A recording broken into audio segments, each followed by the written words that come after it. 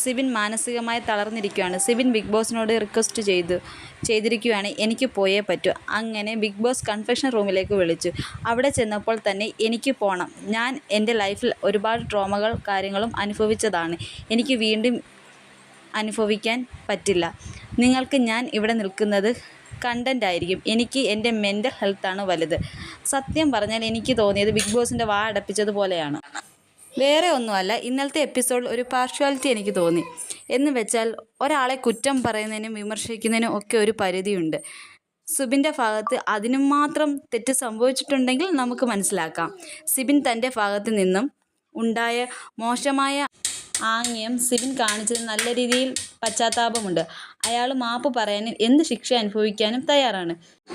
പിന്നെയും അയാളെ ഇട്ട് കുത്തി അതിനൊരു കാരണം വേണ്ടേ? നമ്മളെ ഒരാളിട്ട് പറയുന്നതിന് ഒരു റീസൺ വേണ്ടേ?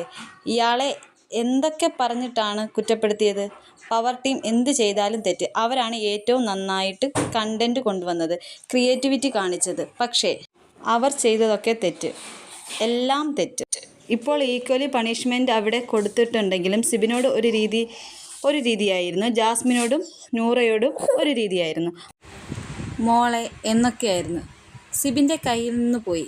സിബിൻ അവിടെ മാന്യമായിട്ടാണ് ഗെയിം കളിച്ചത്. അവിടെയുള്ളവരോട് ഒരു ക്രൂരതയും കാണിച്ചിട്ടില്ല.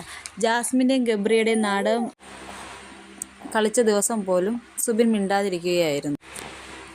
ഗെയിമിൻ്റെ ഭാഗമായിട്ട് ആരെയും പ്രവോക്ക് ചെയ്യാൻ പറ്റില്ല, ആരെയും ഒന്നും ചെയ്യാൻ പറ്റില്ലെന്ന് പറയുന്നത് വളരെ കഷ്ടം തന്നെയാണ്. എന്തായാലും വേറൊരു അപ്ഡേറ്റായിട്ട് വീണ്ടും വരാം.